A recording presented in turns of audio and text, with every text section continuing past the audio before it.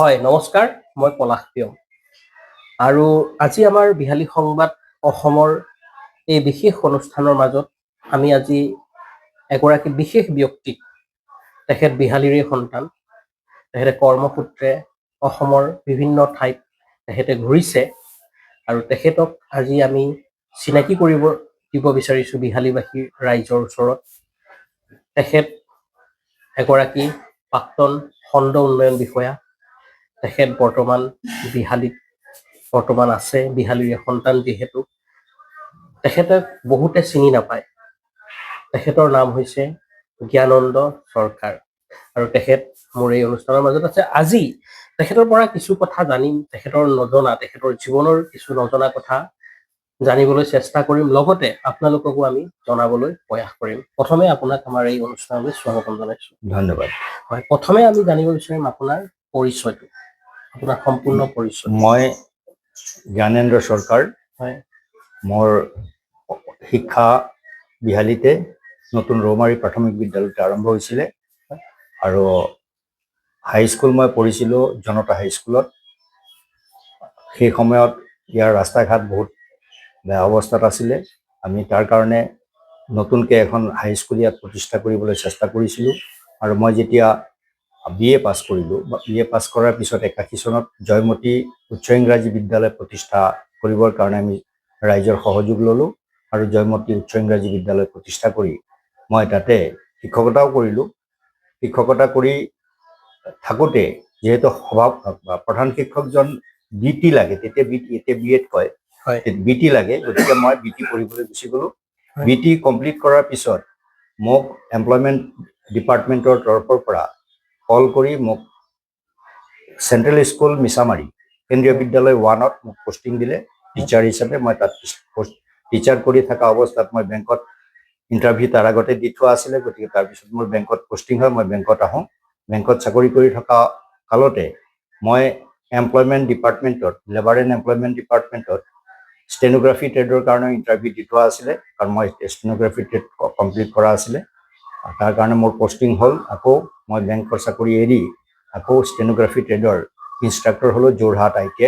যোৰহাট ITIৰ পৰা আমাক এবছৰ পিছত ট্ৰেন্সফাৰ কৰে ধেমাজিলৈ। ধেমাজিত গৈ আমি নতুনকৈ ITI প্ৰতিষ্ঠা কৰি তাত 85ৰ পৰা 89লৈকে ITIৰ ইনষ্ট্ৰাক্টৰ কৰি 89ত মই BDO হিচাপে APHCয়ে মোক পষ্টিং দিয়ে আৰু APHCৰ চিলেকশ্যন পোৱাৰ পিছত অসম চৰকাৰে পষ্টিং দিওঁতে মই প্ৰথমতে চতিয়া ব্লকত চাকৰিত যোগদান কৰোঁ। 89, 90, 91 তিনি বছৰ তাত চাকৰি কৰাৰ পিছত মোৰ পষ্টিং হয় বিভিন্ন ব্লকত। অসমৰ মুঠতে মই 26টা ব্লকত মই চাকৰি কৰিছোঁ। বিভিন্ন জেগাত, অসমৰ বিভিন্ন জেগাত গৈছোঁ।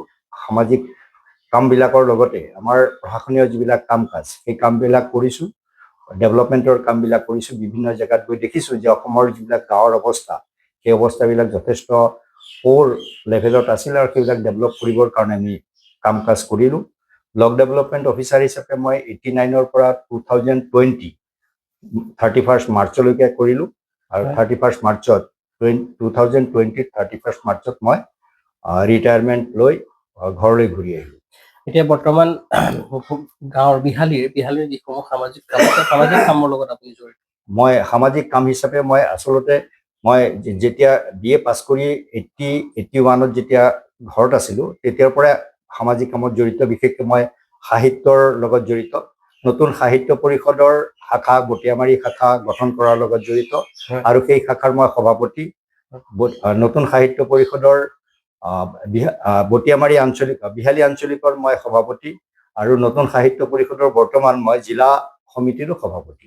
গতিকে আমি সেই সাহিত্যৰ লগত জড়িত হৈ সমাজৰ উন্নয়নৰ কাৰণে, শিক্ষাৰ ক্ষেত্ৰত বিশেষকৈ আমি কাম কাজ কৰোঁ। আমি আমাৰ বটিয়ামাৰী শাখাৰ পৰা সূত্ৰপাত নামৰ এখন মেগাজিন আমি প্ৰকাশ কৰোঁ আৰু সেইখনৰ মই সম্পাদনা কৰোঁ। আমি শোণিতপুৰ জিলাৰ পৰা শোণিত লেখা নামৰ এখন মুখপত্ৰ প্ৰকাশ কৰোঁ, তাৰো মই সম্পাদনা কৰিছোঁ। এনেকৈ বিভিন্ন বাতৰি কাকত, আলোচনী এইবিলাকত লিখা মেলা কৰোঁ। লগতে সামাজিক কাম কাজ যিবিলাক বিভিন্ন অনুষ্ঠান প্ৰতিষ্ঠান হয়, জ্যোতি প্ৰসাদৰ জ্যোতি দিৱস, বিষ্ণু প্ৰসাদ ৰাভাৰ ৰাভা দিৱস, এই ধৰণৰ আমি যিবিলাক ৰবীন্দ্ৰ দিৱস বা নেতাজী দিৱসৰ লগত আমি ইয়াত পালন কৰিলোঁ, এইবিলাকৰ জৰিয়তে আমি সমাজখনৰ উত্তৰণৰ কাৰণে কাম কাজ কৰি থাকোঁ। যিহেতু আপুনি খণ্ড উন্নয়ন বিষয়া হিচাপে অসমৰ বিভিন্ন প্ৰান্তত আপুনি কাম কৰিছে বা জড়িত হৈ আছে, সেই সময়ত ৰাজনৈতিক নেতাৰ বা চৰকাৰী পক্ষৰ ফালৰ পৰা আপোনাৰ সেই কামত কেতিয়াবা বাধা আহিছিল?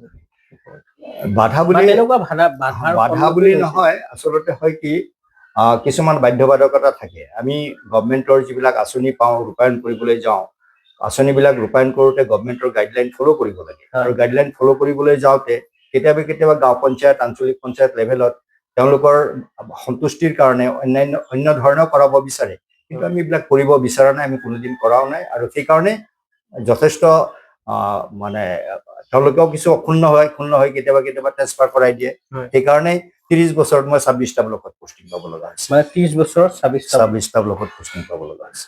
মানে কৰ্মক্ষেত্ৰত তেনেকুৱা ঘাত প্ৰতিঘাত হয়, কেতিয়াবা তেওঁলোকৰ লগত মানে মনোমালিন্য হয়। মনোমালিন্য হলে আমিতো নিয়ম নীতিৰ ভিতৰতে কাম কৰিব পাৰোঁ। গভমেণ্টে যিটো আইন বনাই দিয়ে, নীতি নিয়ম বনাই দিয়ে, যে এনৰেগাৰ কাম আমি কৰোঁ। এনৰেগাত আমি 100 দিনৰ জব দিব লাগে। সাধাৰণ শ্ৰেণীৰ মানুহ যিবিলাকে কাম বিচাৰি আহে তেওঁলোকক জব দিব লাগে, আৰু সেই জব দিবৰ কাৰণে তেনেধৰণৰ স্কিমবিলাকে আমি ল'ব লাগে য'ত তেওঁলোকক জব দিব পাৰি। কিন্তু কেতিয়াবা পঞ্চায়তৰ পৰা প্ৰেছাৰ আহে য'ত আমি জব দিব নোৱাৰোঁ, তেনেকুৱা ধৰণৰ কনষ্ট্ৰাকশ্যন কৰিবলৈ ক'ব বিচাৰে। তেতিয়া আমি সেইখিনি কৰিব নোৱাৰোঁ, নকৰিলে তেওঁলোক অলপ ক্ষুণ্ণ হয়। ক্ষুণ্ণ হ'লে তেওঁলোকে ওপৰ লেভেলত সেইবিলাক ৰিপৰ্টিং কৰে।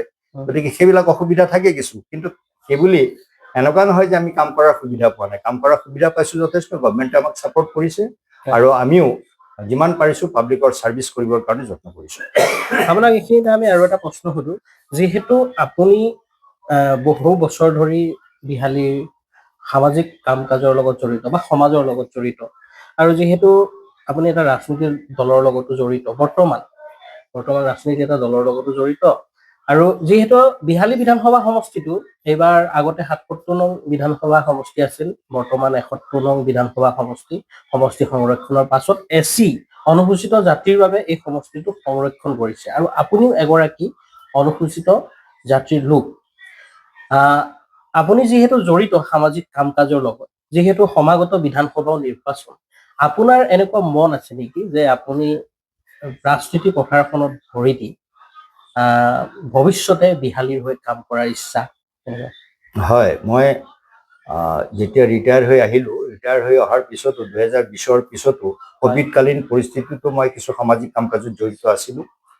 আৰু বৰ্তমান বিহালী সমষ্টি ৰিজাৰ্ভ হোৱাৰ পিছত ৰাজনৈতিক দলবিলাক মোৰ লগত মানে কথা বতৰা হৈছে। তেওঁলোকে মোক ৰিকুৱেষ্ট কৰিছে, বিভিন্ন ৰাজনৈতিক দলে, যে যিহেতু ইয়াত এই সমষ্টিটো যিহেতু অনুসূচিত জাতিৰ কাৰণে ৰিজাৰ্ভ হৈছে, আৰু আপুনি যিহেতু এজন প্ৰশাসনীয় বিষয়া আছিলে, আপোনাৰ ভাল অভিজ্ঞতা আছে, পঞ্চায়তৰ লগত, জিলা পৰিষদৰ লগত, আঞ্চলিক পঞ্চায়তৰ লগত কাম কাজ কৰি আহিছে, গতিকে লগতে আপুনি সামাজিক কাম কাজো কৰিছে, আৰু পলিটিকেলিও আপুনি এক্টিভ, গতিকে আপুনি ৰাজনীতিত আহিব নেকি? এনেধৰণে যেতিয়া প্ৰস্তাৱটো আহিছে, মই তাত মানে পজিটিভলি মই ৰিপ্লাই দিছোঁ যে হয়, ৰাইজৰ কাম যদি কৰিবৰ কাৰণে মোক দিয়ে আপোনালোকে, তেতিয়াহ'লে মই নিশ্চয় ৰাইজৰ কাম কৰিবলৈ আগবাঢ়ি আহিম। আৰু যদি আপোনালোকে কয় ইলেকশ্যনত মানে আপোনালোকে প্ৰতিদ্বন্দ্বিতা কৰক, নিশ্চয় কৰিম। কিন্তু এনেকুৱা দলৰ পৰা কৰিম যিটো দলে সাধাৰণ গৰীব শ্ৰেণীৰ মানুহৰ কাৰণে কাম কৰিব। একেবাৰে পিছপৰা অঞ্চলৰ কাৰণে যি দলে কাম কৰিব, সেই দলৰ লগতে মই কাম কৰিম। এই ধৰণে মই সহমত দিছোঁ কাম কৰিবৰ কাৰণে। আপুনি এনে নিৰ্দিষ্টভাৱে কোনোবা দল চিলেকশ্যন কৰিছে?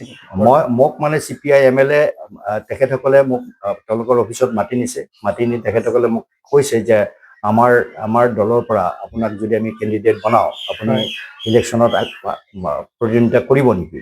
তেতিয়া মই তাতো সহমত দিছোঁ যে হয়, মই আপোনালোকে যদি মোক তেনেধৰণে প্ৰতিদ্বন্দ্বিতা কৰিবৰ কাৰণে আগবঢ়াই দিয়ে, মই প্ৰতিদ্বন্দ্বিতা কৰিবৰ কাৰণে প্ৰস্তুত আছোঁ। হয়, যদি যিটো বিৰোধী ঐক্য মঞ্চ যদি গঠন হয়, যদি এই আসনখন বিহালী আসনখন যদি CPI-MLক এৰি দিয়া হয়, তেনেহ'লে আপুনি প্ৰতিদ্বন্দ্বিতা কৰাটো এক প্ৰকাৰে নিশ্চিত? হয়, মানে যদি এই সম্পৰ্কে মই আপোনালোকক জনাওঁ যে ইতিমধ্যে কেইবালানি আলোচনা হৈ গৈছে বিৰোধী ঐক্য মঞ্চৰ, আৰু সেই আলোচনাত CPI-MLৰ ৰাজ্যিক সম্পাদক বিবেক দাসে কেইবাবাৰো অংশগ্ৰহণ কৰিছে, আৰু তেখেতে আমাক অৱগত কৰিছে যে আচলতে ঐক্য মঞ্চটো ইতিমধ্যে গঠন কৰা হৈছে, খালি চিট শ্বেয়াৰিংটো হোৱা নাই। চিট শ্বেয়াৰিংটো যদি হৈ যায়, তেতিয়া আমি CPI-MLে এই সমষ্টিটো পোৱাটো প্ৰায় নিশ্চিত। হয়। গতিকে যদি আমি পাওঁ তেতিয়াহ'লে আমাৰ ইয়াতে যিবিলাক ৰাজনৈতিক দল আছে, আমাৰ ৰাইজৰ দল, অসম জাতীয় পৰিষদ, কংগ্ৰেছ জাতীয় কংগ্ৰেছ, এই দলবিলাকৰ লগত CPIM, CPI, এই দলবিলাকৰ লগত আমাৰ ঐক্যমতত আমি উপনীত হ'লে, আমি যদি এলায়েন্স কৰোঁ তেতিয়াহ'লে এই চিটটো আমি পোৱাৰ চান্স আছে। আৰু যদি পাওঁ তেতিয়াহ'লে ইয়াত আমি প্ৰতিদ্বন্দ্বিতা আমি কৰাটো নিশ্চিত। নিশ্চিত। যিহেতু আপুনি কৈছে প্ৰতিদ্বন্দ্বিতা কৰিবলৈ আপোনাৰ মন আছে, বিহালীত বহু সমস্যা আছে। যদি আপুনি ২৬ৰ নিৰ্বাচনত বিৰোধী ঐক্য মঞ্চৰ পৰা প্ৰতিদ্বন্দ্বিতা কৰে বা টিকেট পাই যদি নিৰ্বাচনত প্ৰাৰ্থিত্ব আগবঢ়ায় আৰু নিৰ্বাচন যদি জয় লাভ কৰাৰ পিছত বিহালীত আপোনাৰ প্ৰথম কৰণীয় কাম কি হ'ব? মানে কেনেধৰণৰ সমস্যাবোৰ সমাধান কৰিব? বিহালীত যিহেতু বহু সমস্যা আছে। হয়, বিহালীখন বিভিন্ন সমস্যাৰে জৰ্জৰিত এটা অঞ্চল। হয়। সমষ্টিটোত বহুতো সমস্যা আছে। বিশেষকৈ ইয়াত নিবনুৱাসকলৰ সমস্যাটো বহুত বেছি। প্ৰায় অসমৰ যিমান নিবনুৱা আছে তাৰে এটা অংশ আমাৰ বিহালীত আছে। এই অসমৰ নিবনুৱা আপোনালোকে জানে যে প্ৰায় ৰেজিষ্টাৰ্ড নিবনুৱা ৩৪ লাখ মান আছে, তাতকৈ বেছি আছে, ৩৪ লাখৰ বেছি আছে। তাৰে কেইবা লাখ আমাৰ জিলাখনতো আছে, আমাৰ সমষ্টিটোতো আছে। বহুতো শিক্ষিত উচ্চ শিক্ষিত ল'ৰা ছোৱালী আছে, তেওঁলোকে চাকৰি বাকৰি পোৱা নাই। গতিকে তেওঁলোকৰ চাকৰিৰ সংস্থাপনৰ যিবিলাক আঁচনি, সেই আঁচনিবিলাক আনিবৰ কাৰণে আমি চেষ্টা কৰিব লাগিব। আৰু বিশেষকৈ ইয়াত কিছুমান ইণ্ডাষ্ট্ৰী গঢ়ি উঠিছে প্ৰাইভেট ছেক্টৰত, চাহৰ ইণ্ডাষ্ট্ৰী বিশেষকৈ গঢ়ি উঠিছে। এই চাহৰ ইণ্ডাষ্ট্ৰীবিলাকত তেওঁলোকৰ মানে পাৰ্ট টাইম নিযুক্তি কিছুমানে পাইছে, ফুল টাইম নিযুক্তি পাইছে, কিন্তু তেওঁলোকৰ পে'মেণ্টবিলাক মানে ল' পেইড বুলি ক'ব লাগিব। কাৰণ ইণ্ডাষ্ট্ৰীত চাকৰি কৰা মানুহবিলাকৰ যিটো কাম, সেই কামৰ লোড অনুযায়ী তেওঁলোকৰ হয়তো দৰমহাটো আৰু বৃদ্ধি কৰিব লাগিব। সেই সম্পৰ্কেও আমি অলপ চিন্তা চৰ্চা কৰিব লাগিব। অন্যান্য সমস্যাৰ ভিতৰত আমাৰ বিহালী অঞ্চলৰ বেছিভাগ মানুহে খেতিয়কসকলৰ অৱস্থা আপোনালোকে দেখিছেই। ইয়াতে ইৰিগেশ্যনৰ ব্যৱস্থাটো খুব কম। মানে মানুহবিলাকে বতৰৰ ওপৰত নিৰ্ভৰ কৰি খেতি কৰিব লগা হয়। কেতিয়াবা খেতি হয়, এইবাৰেই লক্ষ্য কৰক, প্ৰায় 4 মাহ হৈছে বৰষুণ নাই। বৰষুণ নোহোৱাৰ কাৰণে চাহ খেতি শুকাই গৈছে, অন্যান্য ফচল ৰাইজে কৰিব পৰা নাই। গতিকে ইৰিগেশ্যনৰ ব্যৱস্থাটো বিশেষকৈ খেতিয়কৰ কাৰণে বৰ দৰকাৰী। আৰু ইৰিগেশ্যন ডিপাৰ্টমেণ্ট এটা অসম চৰকাৰৰ আছে।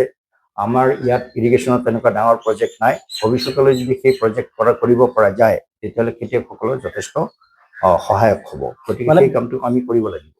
মানে বিভিন্ন দিশত আপুনি কামসমূহ কৰিব লাগিব। যিসমূহ সমস্যা আছে সমস্যাসমূহ সমাধান কৰিবলৈ প্ৰয়াস কৰিব বা চেষ্টা কৰি যাব। যিহেতু আপোনাৰ এইখিনিতে আপোনাৰ ব্যক্তিগত এটা কথা, আপোনাৰ পৰিয়ালৰ বিষয়ে জানিব বিচাৰো। আপোনাৰ বৰ্তমান পৰিয়াল, আপোনাৰ পৰিয়ালত কোন কোন আছে? আমাৰ পৰিয়ালত আমি আচলতে 5জন ভাই ককাই আছিলো। আমাৰ ককাইদেউ 2জন অলৰেডি পৰলোকগামী হৈছে। তেখেতসকলৰ পৰিয়ালৰ ভিতৰত মানে এজন ভতিজা আছে, ডাঙৰ ককাইৰ ভতিজা আছিল, আমাৰ লগতে থাকে। সৰু ককাইৰ এজন ভতিজা ল'ৰা আছে, তেওঁ ছেপাৰেটলি আমাৰ মূল ঘৰত থাকে। আৰু মোৰ পৰিয়ালত বাকী ভাই 2জন আছে, তেওঁলোকে মোৰ লগতে আছে। এজন আৰু এজন টিচাৰ কৰে, তেখেতে বিহালী এখন প্ৰাইমেৰী স্কুলত তেখেতে টিচাৰ কৰে। আৰু মোৰ ৱাইফ, মোৰ এজন ল'ৰা এজন ছোৱালী আছে। ছোৱালীজনীয়ে ইতিমধ্যে বিয়া দিছিলোঁ। তাই এয়াৰফ'ৰ্চত চাকৰি কৰে। তাই একচুৱেলি ইণ্টাৰনেশ্যনেল বেডমিণ্টন প্লেয়াৰ আছিলে, সেই সূত্ৰতে তাই চাকৰিটো এয়াৰফ'ৰ্চত পালে, এতিয়া চাকৰি কৰি আছে, তাইক বিয়া দিলে। হয়, শেষত বিহালীবাসীক কিবা ক'ব নেকি? বিহালীবাসী ৰাইজক? বিহালীবাসীক ৰাইজক এটাই অনুৰোধ কৰিম যে আপোনালোকে আগন্তুক যিটো নিৰ্বাচন আহি আছে, সেই নিৰ্বাচনত সঠিক সিদ্ধান্ত ল'ব, যাতে এই অঞ্চলৰ সমস্যা বুজি পোৱা মানুহ আপোনালোকৰ প্ৰতিনিধি হৈ আহে। সেই প্ৰতিনিধিয়ে যাতে আপোনালোকৰ লগত কোনো ধৰণৰ চলাহী নকৰি ভালকে কাম কাজ কৰে, সেই কথাটো আপোনালোকে চিন্তা কৰিব। আপোনালোকৰ ভৱিষ্যত প্ৰজন্মৰ যিবিলাক উঠি অহা ল'ৰা ছোৱালী আছে, সেই ল'ৰা ছোৱালীবিলাকৰ ভৱিষ্যতৰ উন্নয়নৰ কাৰণে আচলতে ৰাজনীতিৰ লগত জড়িত ব্যক্তিসকলে যথেষ্ট কাম কৰিব পাৰে। গতিকে সেই লৈ লক্ষ্য ৰাখি আপোনালোকৰ ল'ৰা ছোৱালীৰ প্ৰতি যত্ন কৰিব লাগিব। কাৰণ ল'ৰা ছোৱালীৰ শিক্ষা দীক্ষাৰ আমাৰ যিটো অৱস্থা, বিশেষকৈ অসমীয়া মাধ্যমৰ বিদ্যালয়বিলাক প্ৰায় বন্ধ হ'বলৈ লৈছে। যাতে অসমীয়া মাধ্যমৰ বিদ্যালয়বিলাক বন্ধ নহয়, তাৰ কাৰণে আপোনালোক সচেতন হ'ব লাগে। অসমীয়া ভাষাটোক আপোনালোকে মৰ্যাদা সহকাৰে সংৰক্ষণ কৰিব লাগিব। কিন্তু আমি লক্ষ্য কৰিছোঁ যে ইংলিছ মিডিয়ামৰ বিদ্যালয়বিলাকৰ ইয়াত দপদপনি বেছি হৈছে। অসমীয়া মাধ্যমৰ বিদ্যালয়বিলাকতকৈ প্ৰাইভেট বিদ্যালয় বেছি প্ৰতিষ্ঠা হৈছে। প্ৰাইভেট বিদ্যালয়ত পঢ়াবৰ কাৰণে সাধাৰণ গাঁৱৰ মানুহবিলাকে পঢ়াব নোৱাৰে, এইকাৰণে তেওঁলোকৰ অৰ্থনৈতিক অৱস্থা যথেষ্ট বেয়া। তেওঁলোকে আচলতে উচ্চ হাৰত ফিজ দি তেওঁলোকৰ ল'ৰা ছোৱালীক শিক্ষিত কৰাৰ কাৰণে যথেষ্ট কষ্ট পায়। তাৰ কাৰণে আমাৰ গভৰ্ণমেণ্ট যিবিলাক বিদ্যালয় আছে সেই বিদ্যালয়বিলাকৰ উন্নয়নৰ কাৰণে আমি কাম কৰিব লাগিব। আৰু আপোনালোকে ৰাইজেও তাৰ প্ৰতি মানে সচেতন হ'ব লাগিব, যাতে চৰকাৰী বিদ্যালয়বিলাক কোনো কাৰণতে বন্ধ হৈ নাযায়। চৰকাৰী বিদ্যালয়বিলাক বন্ধ হ'লে তাত থকা গভৰ্ণমেণ্ট পষ্টবিলাক এবলিছ হৈ যায়। পষ্টবিলাক এবলিছ হ'লে আমাৰ নিবনুৱা ল'ৰাবিলাকে তাত চাকৰি পোৱাৰ সুযোগটো নাথাকে। গতিকে এই কথাবিলাক আমাৰ চাব লাগিব। আমি বিহালী ৰাইজৰ পৰা আমি আশা কৰিম আপোনালোকে সচেতনভাৱে আগবাঢ়ি আহক আৰু আমাৰ সমষ্টিটোৰ উন্নয়নৰ কাৰণে সকলোৱে হাত উজান দিয়ক। হয়, ধন্যবাদ জনাইছোঁ আপুনি যে আমাক ইমান সময় দিয়াৰ বাবে। ধন্যবাদ। আপোনাক শেষত আমি ধন্যবাদ জনাইছোঁ। পুনৰবাৰ আপোনাক লগ পোৱাৰ প্ৰতিশ্ৰুতি আজি আমাৰ এই অনুষ্ঠান সামৰিব লাগিব। আৰু হয়, এয়া আছিলে বিহালীৰ প্ৰাক্তন খণ্ড উন্নয়ন বিষয়া আৰু তেখেত বহু বছৰ ধৰি বিহালীৰ বিভিন্ন সামাজিক কাম কাজৰ লগত জড়িত জ্ঞানন্দন চৰকাৰ। তেখেতৰ আজি কিছু মনৰ কথা আমি জানিবলৈ প্ৰয়াস কৰিলোঁ, লগতে আপোনালোককো জনাবলৈ আমি প্ৰয়াস কৰিলোঁ। আৰু আপোনালোকে চাই থাকিব বিহালী সংবাদ অসম। বিশ্বনাথৰ পৰা মই পলাশ প্ৰিয়ম। ধন্যবাদ।